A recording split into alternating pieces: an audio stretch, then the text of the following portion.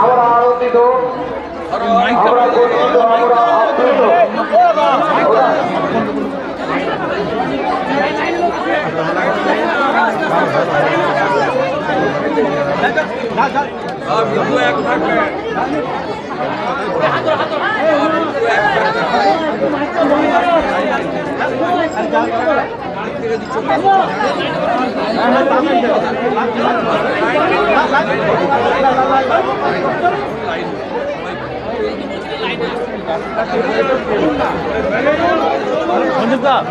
প্রশ্ন দিয়েছি, হ্যাঁ আমি এবার কি করে প্রশ্ন করবো? এবার দূর হয়ে যাচ্ছে, দেবাশিসেরও প্রশ্ন আছে।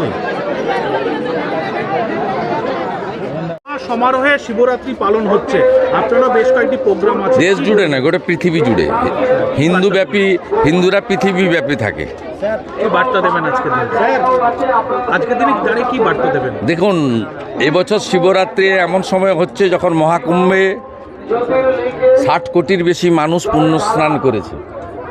তো এই বছরের শিবরাত্রির একটা আলাদা মাহাত্ম্য রয়েছে। তাছাড়া আমাদের এই রেয়াপাড়া সিদ্ধনাথজি মহাদেব মন্দির, এটি আমাদের জেলা শুধু নয়, রাজ্যের মধ্যে একটি বড় প্রতিষ্ঠানে পরিণত হয়েছে।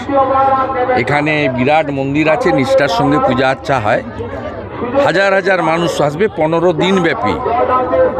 এখানে ধর্মীয় কথা, মেলা এবং সকলের মিলিত জায়গা, সনাতনীরা একসঙ্গে আসবেন, তাদের ধর্মকর্ম পালন করবেন। আমি শুধু বিধায়ক নই, মন্দির কমিটির সভাপতির বিধায় প্রত্যেক বছর এখানে চেষ্টা করি শিবলিঙ্গে জল দিয়ে, ফুল দিয়ে প্রণাম করে, আমার যে ধর্মীয় রীতিনীতি অনুযায়ী সেটা আমি করে, এখানে যারা জলযাত্রী আছেন তাদেরকে ফল এবং জল বিতরণ করে, এখানে এখানে যে পরমান্ন একটু গ্রহণ করে আমি প্রস্থান করছি।